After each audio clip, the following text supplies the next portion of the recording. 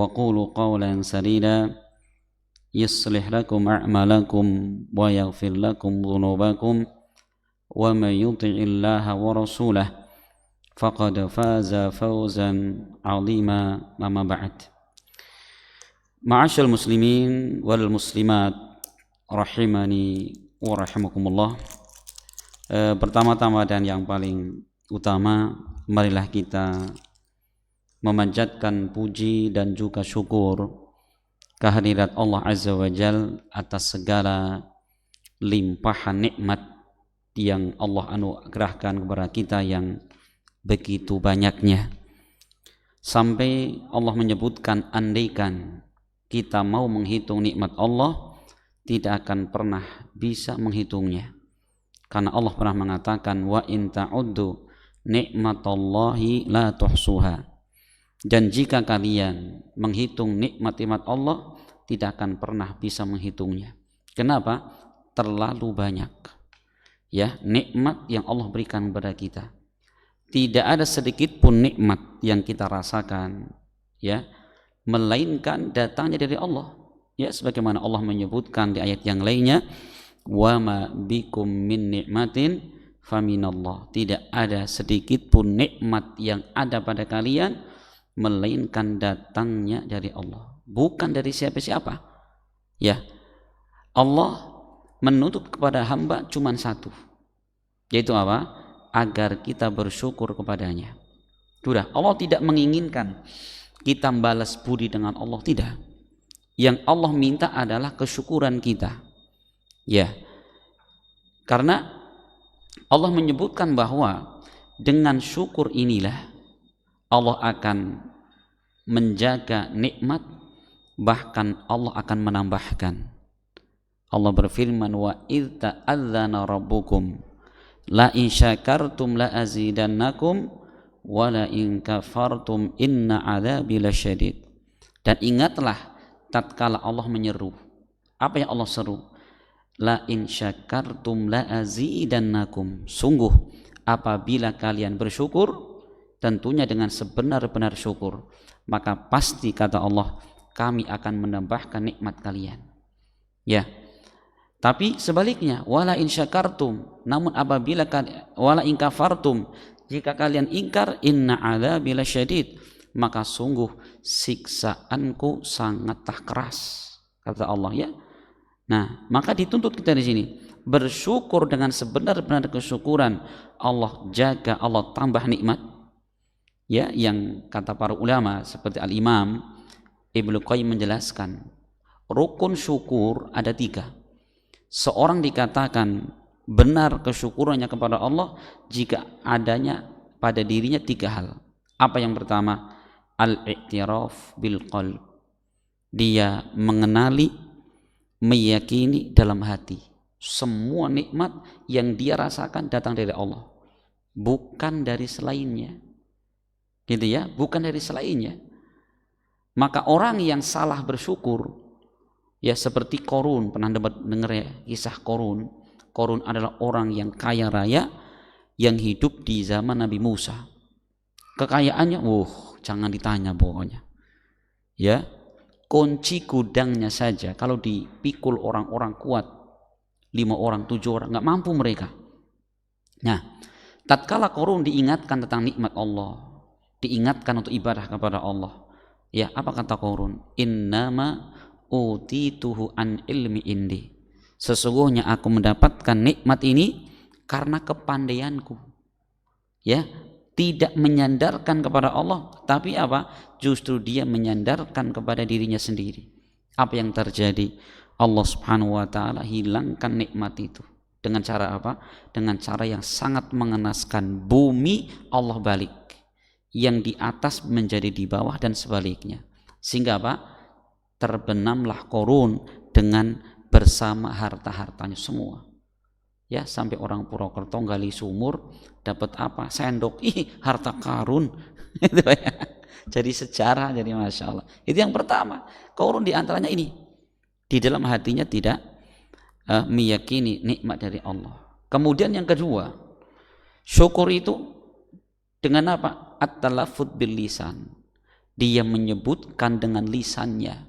Oleh karena itu Allah berfirman, fa bi ni'mati rabbika fahaddits. Adapun dengan nikmat Rabbmu maka sebutkan, maka ceritakan. Bukan untuk menyombongkan ya, bukan, tapi apa? Untuk melatih jiwa agar senantiasa kita mengagungkan nikmat Allah sehingga kita bersyukur dengannya. Sebutkan, alhamdulillah hari ini Allah berikan kepada kita nikmat sehat, sempat, rizki, ya, keamanan, keislaman, gitu. Itu penting. Makanya Nabi Ibrahim alaihissalam dan juga Nabi Yakub menjelang wafatnya, apa pesan dan wasiat beliau kepada putra-putrinya? Mengingatkan tentang nikmat Islam.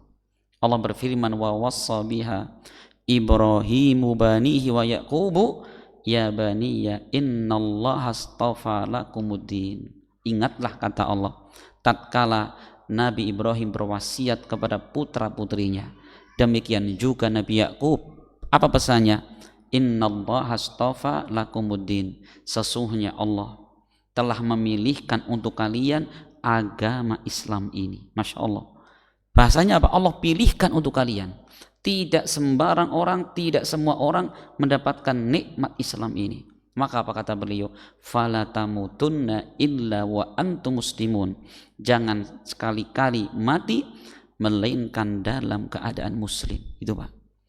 Diingatkan nikmat itu terus.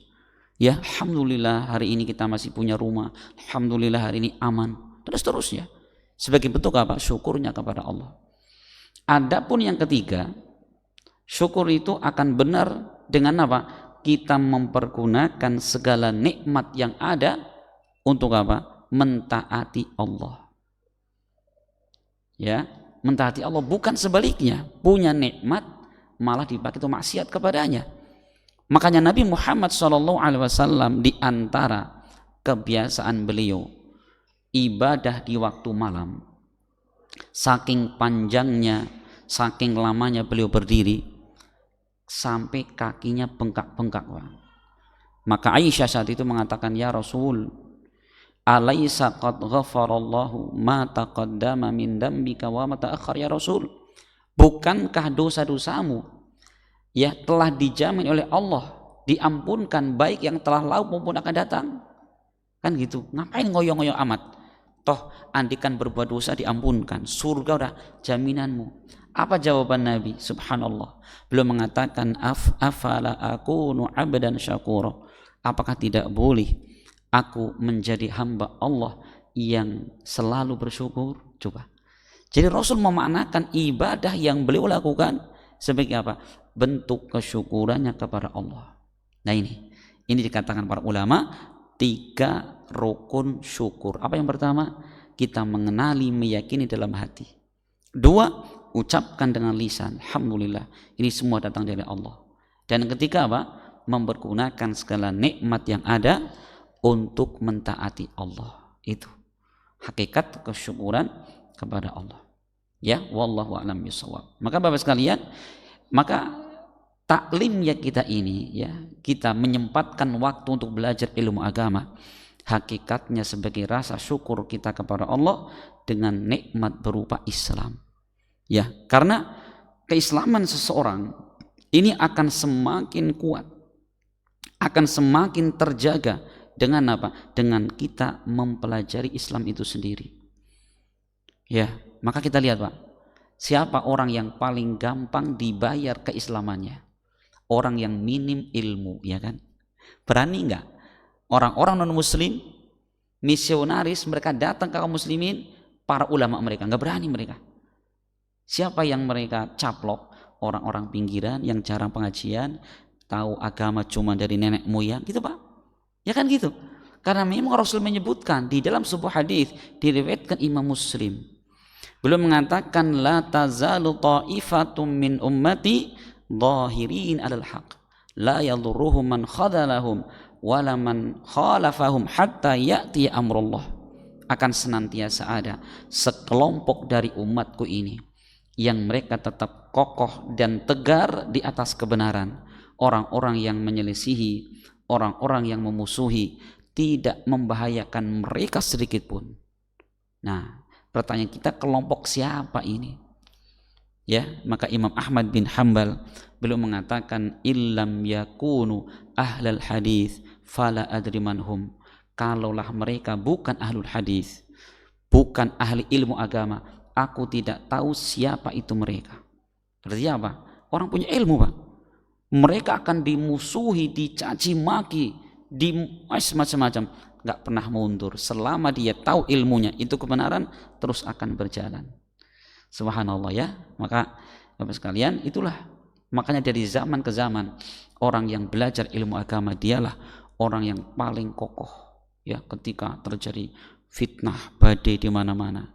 Orang yang punya ilmu dialah orang yang paling kokoh di dalam berpegang teguh dengan agamanya. Kenapa? Mendapatkan musibah ya memang gitu. Ini ya, jangan sampai seperti apa? Model keimanannya orang munafik. Allah mengatakan wa minan nasi may yaqulu amanna billah fa idza udiya fillahi ja'ala fitnatan nasi ka'adabillah. Ada di antara manusia orang yang mengatakan kami iman kepada Allah. Tetapi apa? Ketika dia diuji di jalan Allah, ja'ala fitnatan nas, dia menjadikan ujian, gangguan dari manusia seperti siksaannya Allah. Apa maknanya? Para ulama tafsir mengatakan yang dimaksudkan adalah orang-orang munafik yang mereka mengucapkan iman dalam lisannya, tetapi ketika mereka diganggu di jalan Allah, ya dulunya tukang maksiat, kemudian tobat, sholat, ikut pengajian. Orang-orang bilang, wih tobat ya mas, tobat ya mas. Kadang-kadang langsung mundur, wih kayak bau surga kita. Nggak jadi sholat, nggak jadi ngibadah itu ya. Lah itu, masya Allah. Itu sifat munafikin itu, Pak. Tapi orang beriman mau dicaci maki, mau diolok-olok, bahkan diancam nggak peduli, terus berjalan. Itulah buah daripada ilmu agama. Masya Allah, Bapak sekalian, insya Allah subhanahu wa ta'ala kita akan kembali melanjutkan pembahasan kita masih di dalam kitab Bulughul Maram. Kita masih di dalam Kitabul Aqdiyah, kitab yang menjelaskan seputar masalah peradilan. Masya Allah, ini ya, ini sudah ilmu tinggi nih Pak tentang peradilan, karena konsep pengajian kita kan rutin ya, runtut. Kita dulu saya punya kitab ini 3 jilid Pak, 3 jilid ini jilid terakhir dan kita sudah berada di penghujungnya ini. Berapa tahun? Ya sekitar 8 tahun yang lalu ini ya. 7 tahun lah, 7 tahun. Masya Allah. Kita akan baca dari pemaparan Al-Hafidz Ibnu Hajar di dalam bab ini. Beliau mengatakan babud da'awa wal bayyinat, bab yang menjelaskan tentang da'awa. Apa da'awa? Pengakuan-pengakuan, dakwaan-dakwaan, wal bayyinat, serta apa? Pembuktian-pembuktian.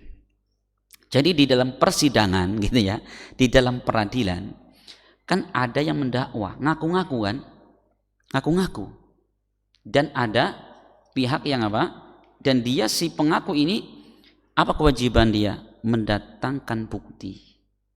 Dia wajib mendatangkan bukti itu Pak. Nah, berkata Al-Hafidz Ibnu Hajar, beliau memaparkan beberapa hadis di sini. Kita akan baca hadis satu persatu biidznillah.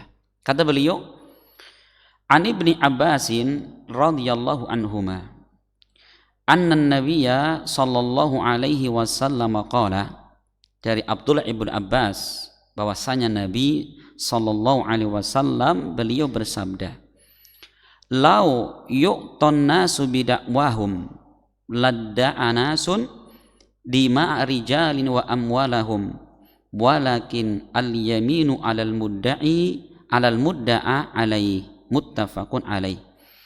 Walil Baihaqi bi isnadin sahih al bayyinatu 'alal mudda'i wal yaminu 'ala man ankar.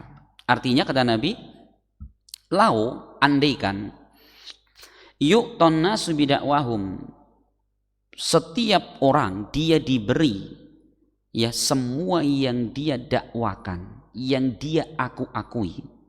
Andaikan setiap orang ngaku-ngaku diberi, Mas ini HP punya saya, tanpa bukti ya sih kasih. Apa yang terjadi?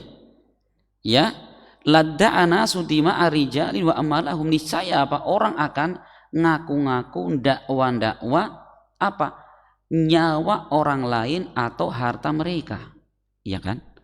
Iya. Walakin al-yaminu 'alal mudda alaihi, tetapi apa kata Rasul, wajib bersumpah bagi orang yang tertuduh, bagi orang yang terdakwa.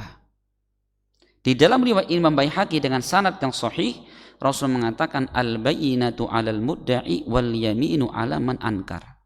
Wajib mendatangkan bukti bagi orang yang menuduh, bagi orang yang mendakwa, dan wajib bersumpah bagi orang yang mengingkari. Jadi Bapak sekalian, misalkan ya, misalkan ada dua orang sedang apa?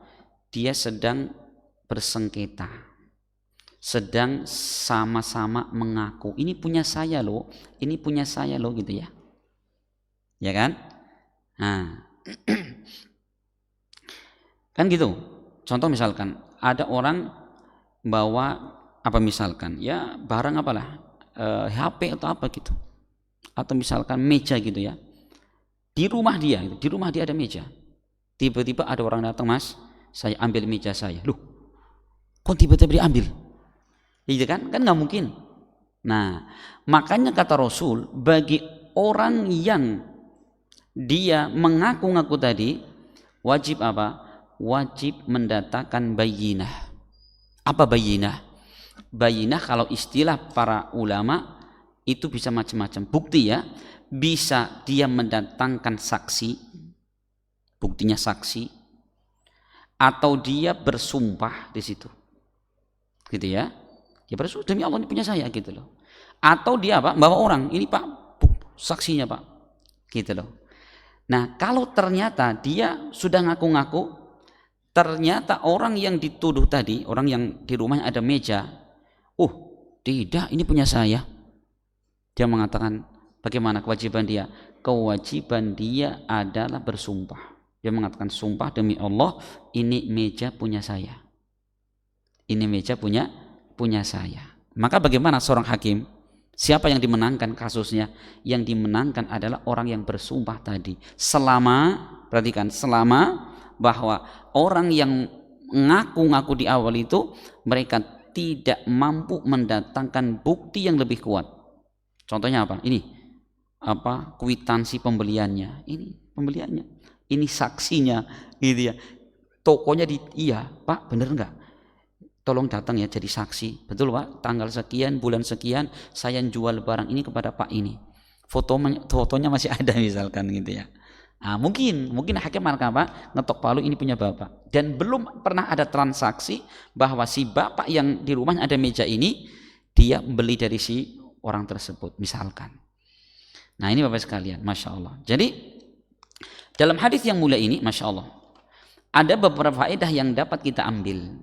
Apa yang pertama? Nabi SAW menjelaskan bahwa orang yang mendakwa, ngaku-ngaku terhadap orang lain, fa inna alaihi isbat wal bayyinah ala dakwahu, wajib bagi dia untuk menetapkan dan mendatangkan bukti atas apa yang dia apa dakwakan tadi, harus mendatangkan bukti. Tuh, itu yang pertama. Faedah yang kedua, Rasul dalam hadis ini menyebutkan hikmah kenapa seorang yang ngaku-ngaku itu harus membawa bukti.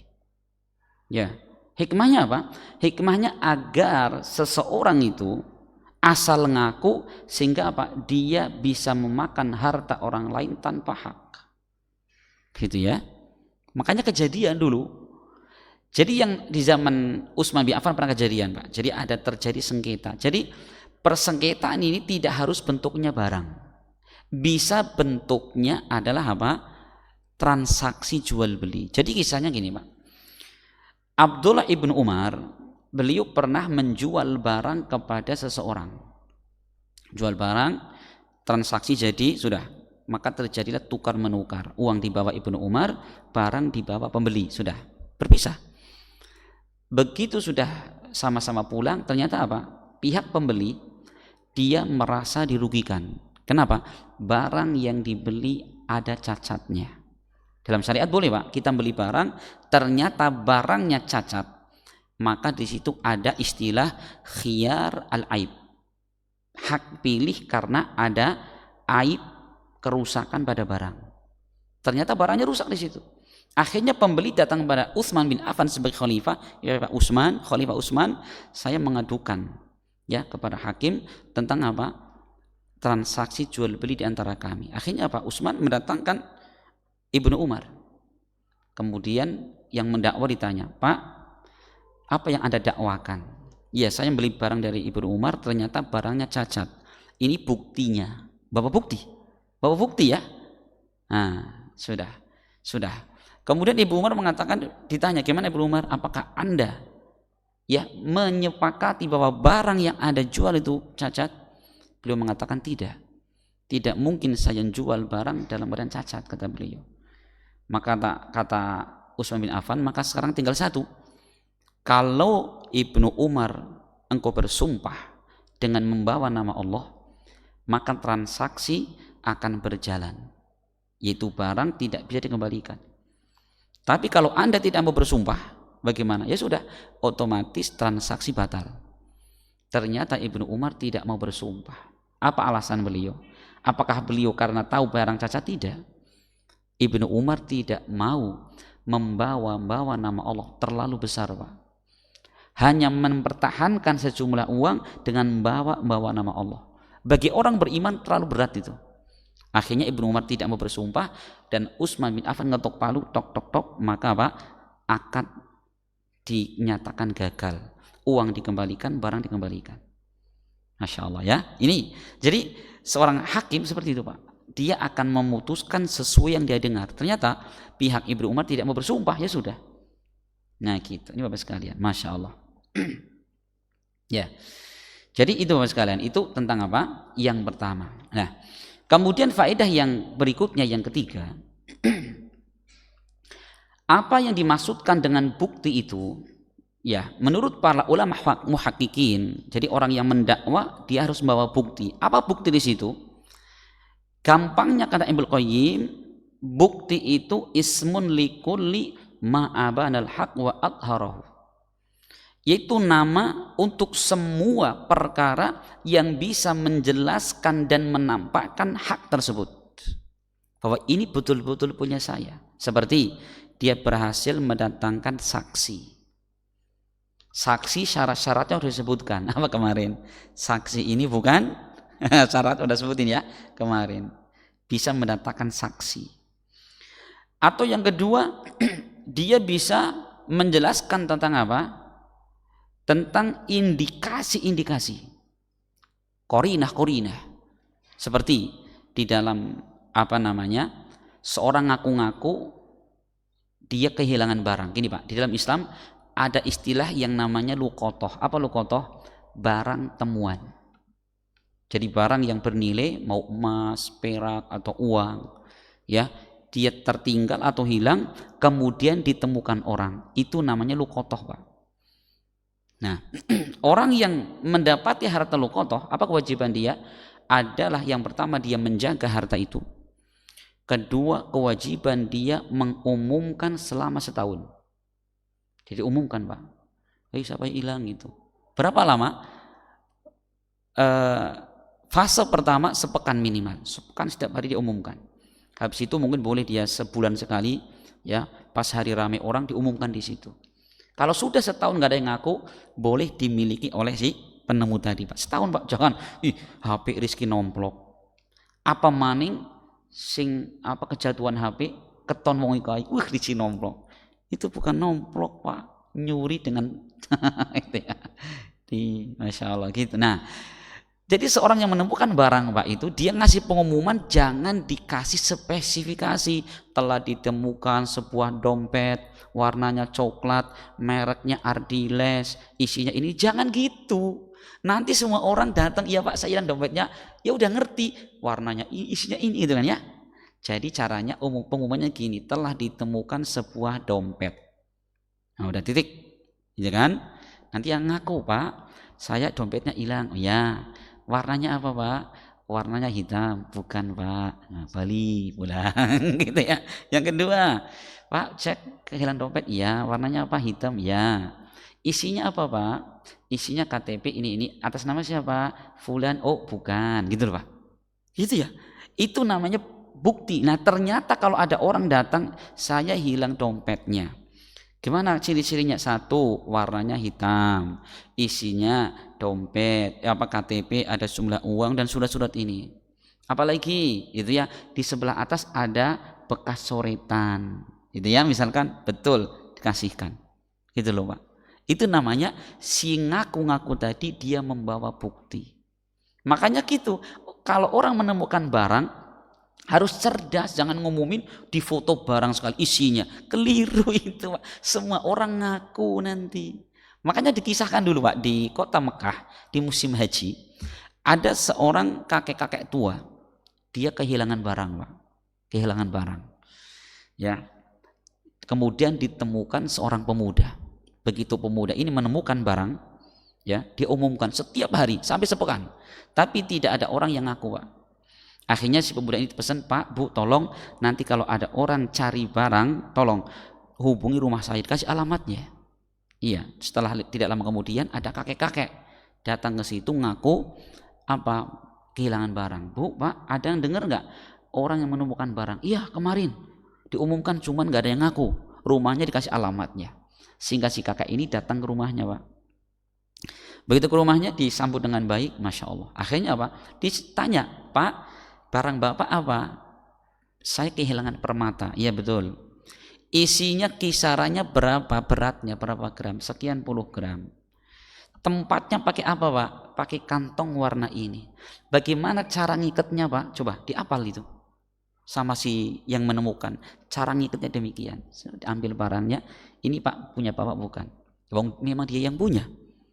Iya.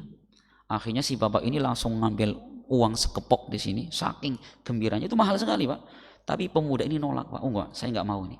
Kewajiban saya sebagai seorang muslim adalah Pak mengumumkan barang yang hilang. Enggak kayak sebagian kita rizki nomplok. Tidak ya, dipaksa pun enggak mau. Akhirnya saking berterima kasihnya si Bapak tadi mendoakan, ya Allah semoga pemuda ini kelak menjadi salah satu dari anggota keluarga saya. Mudah berjalan waktu sekian puluh tahun Mas. Nah, suatu ketika pemuda ini dia melakukan perjalanan laut Pak. Terjadi badai yang sangat besar, kemudian perahunya terdampar dan pecah di sebuah pulau tengah laut.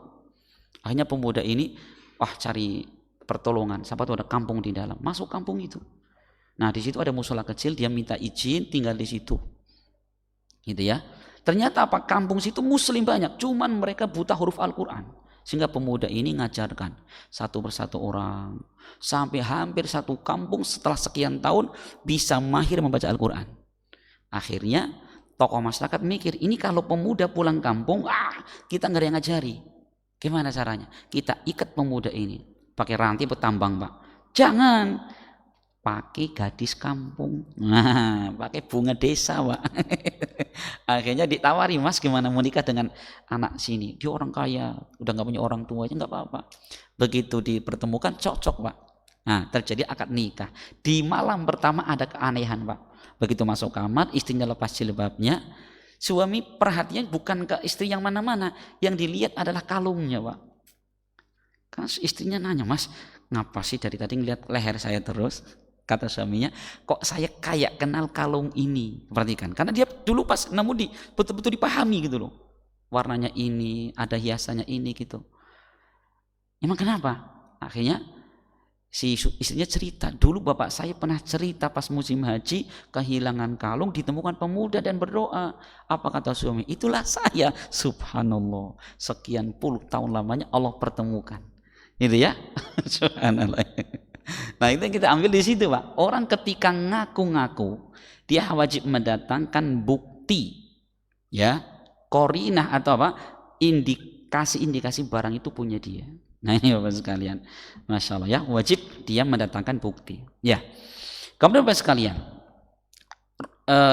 di dalam masalah sumpah ini, Rasul pernah Bapak sekalian, ada dua orang yang dia sedang berebut barang, ya. Tapi keduanya ini mereka tidak mendatangkan bukti. Coba, ini punya saya, punya saya, ditanya, kamu buktinya apa? Saya nggak punya bukti. Kamu nggak punya bukti, itu loh Mas. Apa yang Rasul lakukan? Hadis kedua mengatakan, wa an Abi Hurairah radhiyallahu anhu anna nabiyya sallallahu alaihi wasallam arada ala qaumin al-yamin. Sesungguhnya Rasul, beliau pernah menyodorkan suatu kaum untuk bersumpah. Ya, kenapa? Jadi kedua orang ini dari bersengketa, rebutan barang, tapi sama-sama tidak punya bukti. Maka Rasul memerintahkan mereka, sudah bersumpah kalian, fa asra'u, keduanya sama-sama bersumpah. Maka Rasul mengatakan fa amara ayushama bainahum fil yamin.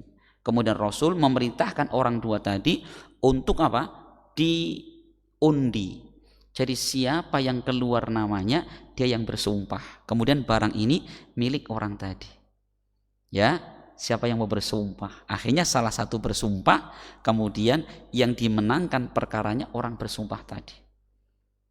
Ustadz, mungkin enggak ketika hakim dia menetapkan hukum berdasarkan sumpah tadi, ternyata sumpahnya palsu? Mungkin, Pak. Makanya tadi kan Rasul di pertemuan sebelumnya mengatakan bahwa saya ini manusia biasa, saya hanya menetapkan hukum sesuai yang saya dengar.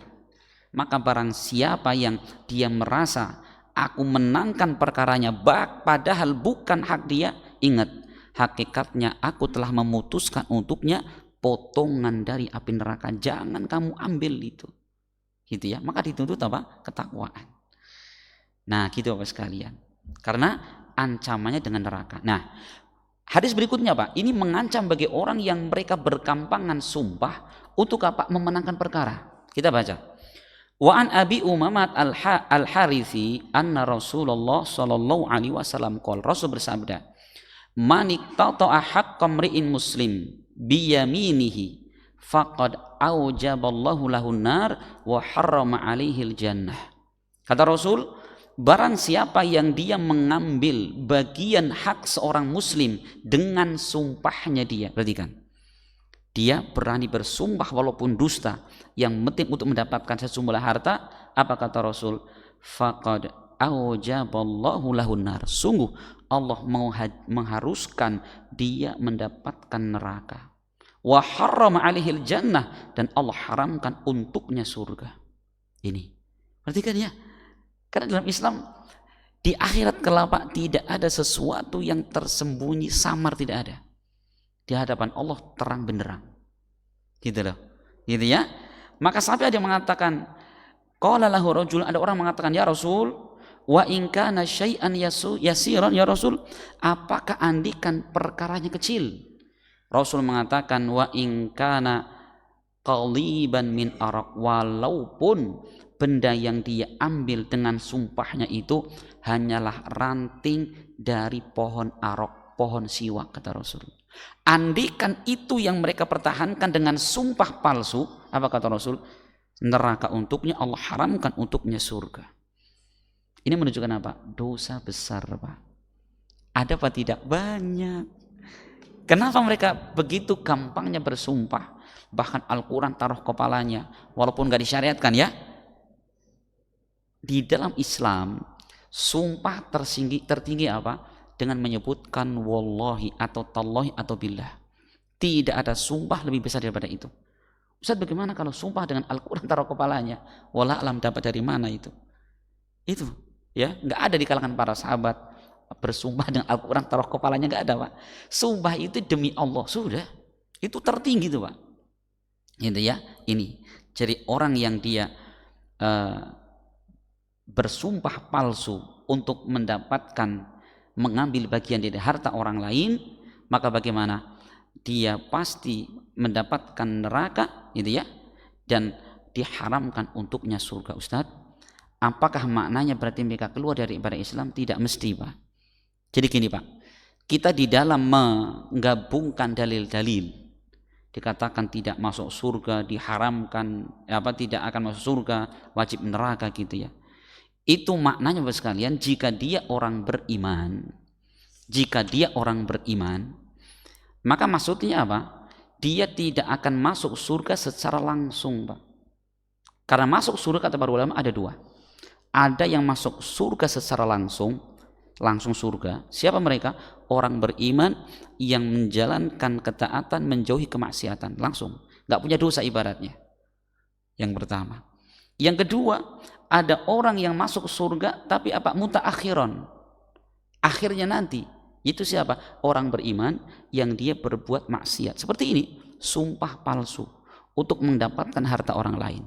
Orang seperti ini jika Allah menghendaki, maka dia akan masuk surga, disiksa dengan kadar dosa maksiat yang dia perbuat. Jika sudah habis dosa-dosanya, ujungnya akan masuk surga. Itu loh, Pak. Gitu ya. Ini cara menggabungkan dalil-dalil yang ada. Gitu.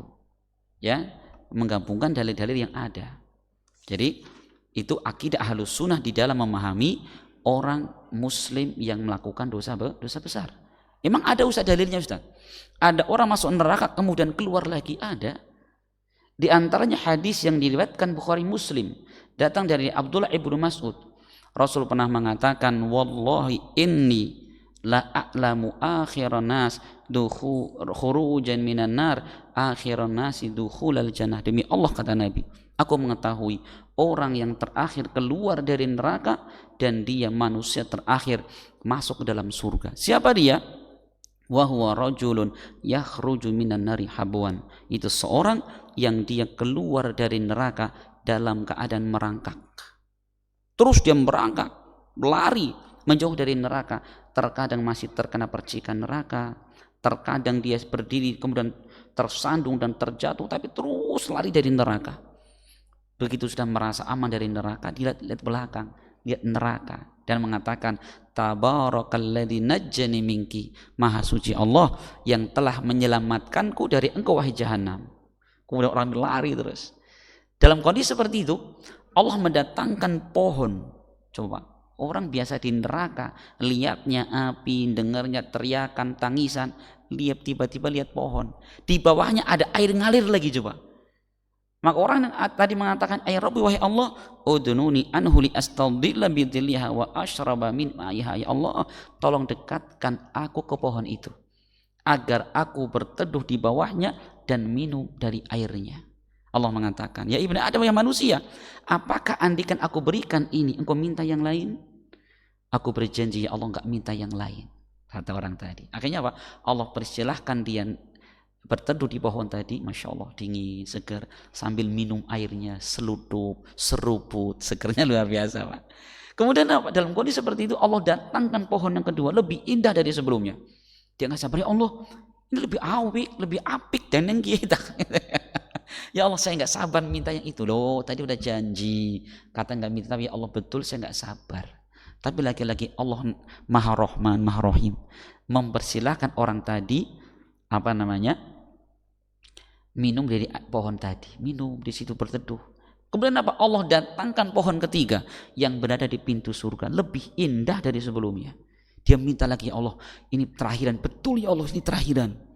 Kemudian apa? Lagi-lagi Allah memberikan kesempatan dia mendekat ke pohon tadi. Tiba-tiba ada yang memanggil dari surga, ya Allah, masukkan hamba-Mu itu ke surga ini. Maka Allah mengatakan, wahai hambaku, aturdik, apakah engkau ridho? Andaikan engkau mendapatkan kenikmatan surga ini seperti dunia beserta isinya. Kata orang ini, ya Allah, atudhikuni wa anta rabbul alamin, ya Allah, apakah Anda ini menertawakanku, candaan denganku, sedangkan Anda Rabbul Alamin? Masa Allah tulanan sih kan gitu? Gak mungkin kan? Apa kata Allah? Walaka mislu asyri amsali dunya. Engkau mendapatkan di surga ini seperti 10 kali lipat nikmat dunia beserta isinya. Subhanallah. Ada kan orang masuk neraka kemudian keluar, bahkan apa? Mendapatkan nikmat surga 10 kali lipat seperti dunia beserta isinya. Itu orang yang paling terakhir. Bagaimana dengan orang yang paling awal masuk surga? Nah, gitu ada. Gitu ya. Ada orang yang sudah pernah masuk neraka, Allah selamatkan kemudian masuk ke dalam surga. Masya Allah, Bapak sekalian. Kemudian Bapak sekalian, bahaya lain bagi orang yang dia bersumpah untuk mendapatkan harta orang lain dengan batil. Rasul mengatakan, man halafa ala yamin yaktati'u biha malam ri'i muslim huwa fiha fajirun laqiyallaha wa huwa alaihi ghadban. Barang siapa yang bersumpah dengan suatu sumpah untuk mengambil bagian dari harta orang lain yang muslim, huwa fiha fajir, yang dia sengaja meniatkan kejahatan, dia sengaja itu. Apa kata Rasul? Laqiyallahu wa huwa alaihi ghadban. Niscaya dia akan bertemu dengan Allah dalam keadaan Allah murka kepada dia. Allah benci kepada orang tadi. Tuh, makanya ini adalah apa? Peringatan dari Nabi agar apa? Jangan sampai ada seorang muslim dia rela bersumpah membawa nama Allah demi apa? Mendapatkan, bukan keuntungan ya, mendapatkan apa? Merampas hak orang lain. Hati-hati. Ya, makanya ini saking besarnya sumpah. Cuman kenapa Ustadz kok orang sekarang itu sumpah gampang sekali, demi Allah, demi Allah, demi Allah itu. Seakan-akan nggak ada beban. Subhanallah. Ini karena satu, Pak. Orang seperti itu dia lemah imannya, kurang pengagungannya kepada Allah Subhanahu wa taala. Tetapi orang beriman, ya, orang beriman paling hati-hati ketika bersumpah dengan nama Allah. Ketika orang beriman ya, ketika mendengar ada orang bersumpah dengan nama Allah, bagaimana? Maka dia akan apa? Akan langsung nerima. Itu orang beriman, Pak. Itu diantara konsekuensi keimanan. Kalau ada orang dia bersumpah membawa nama Allah, kita ngalah. Ya, kita ngalah. Kenapa? Sebagai bentuk pengagungan kita kepada Allah. Kecuali kata para ulama, yang sumpah ini memang suka terkenal tukang nipu. Tukang nipu di jalanan, sumpah ini punya saya, oh nggak bisa gitu ya. Tapi kalau orang secara lohirnya baik, ya tidak pernah berdusta, ya kita bermuamalah dengan dia juga baik-baik saja, tidak pernah ada masalah. Kok saat itu bersumpah? Ngalah, Pak, ngalah gitu, Pak. Sebagai apa? Sebagai bentuk pengagungan kita kepada Allah. Ini Bapak sekalian, Masya Allah, pembahasan singkat tentang seputar masalah dakwaan dan bukti-bukti yang ada di dalam apa? Peradilan di dalam Islam. Semoga bermanfaat dan semoga Allah Subhanahu wa taala memberikan kepada kita ilmu yang semakin menguatkan kecintaan kepada Islam dan kecintaan kita kepada Allah Subhanahu wa taala. Amin ya rabbal alamin. Kita akhiri, subhanakallahumma bihamdik asyhadu an la ilaha illa anta astaghfiruka wa atubu ilaik. Assalamualaikum warahmatullahi wabarakatuh.